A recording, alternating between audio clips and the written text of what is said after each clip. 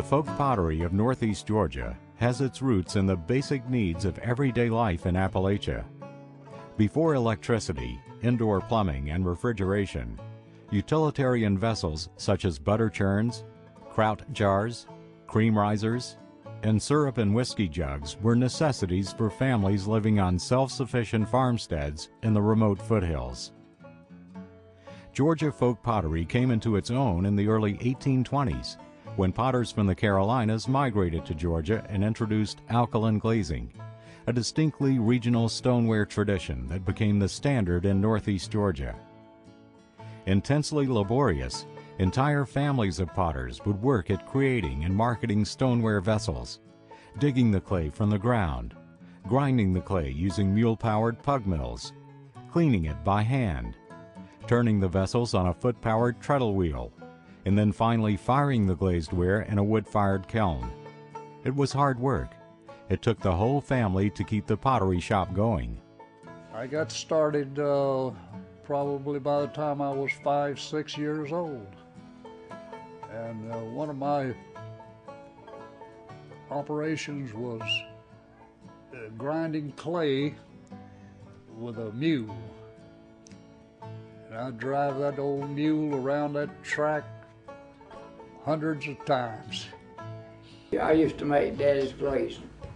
That was my job, getting his wood and clay and getting his glaze. We'd go around to people's houses and get all the ashes they had in the fireplace or wherever we could get them, and get up enough to make a batch of glazing. And we grind it through that rock.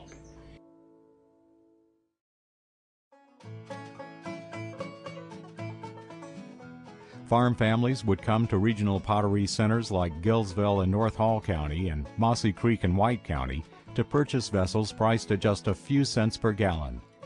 By the mid-1800s, it is said that there were 75 pottery shops in the Mossy Creek area alone. Later in the 1890s, the Gillsville area blossomed as a pottery center. Family names like Dorsey, Ferguson, Metters, Hewell, and Craven became synonymous with the stoneware that was essential to everyday life. The early 20th century ushered in a series of changes in Georgia that nearly sounded the death knell for folk pottery as a utilitarian craft. Prohibition shut down licensed distillers and thus cut the demand for whiskey jugs. Electricity, affordable glass and metal containers, and the rise of commercial dairies eliminated the need for other kinds of stoneware vessels.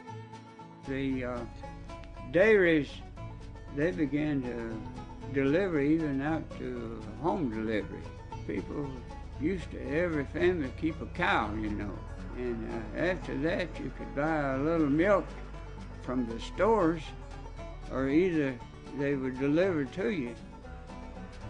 And the churn business went down. The Great Depression was the final blow for many of the traditionally trained potters. As local demand for food-related wares declined, many just closed shop and moved on to other endeavors. But in true Appalachian tradition, ingenuity, and resourcefulness, a few kept their hands in clay by adopting strategies to weather these changes. While retaining traditional production methods, some shifted their production to inexpensive unglazed garden pottery, while other clans slowly discovered the market for decorative wares that were imaginative, oftentimes whimsical, and highly collectible. People wanted it. I don't remember the time, but people got to wanting that other than what I was making. Then I changed over and made the grape for grapes and pots and pitchers with the grapes. People just went wild over that. They called it art pottery, but it's just old country pottery.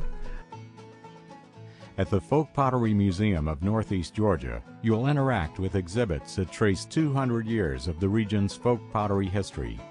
You'll learn the history and stories of these men and women who shaped the earth and water of this region into once essential household items, now valued and collected as distinctive folk art.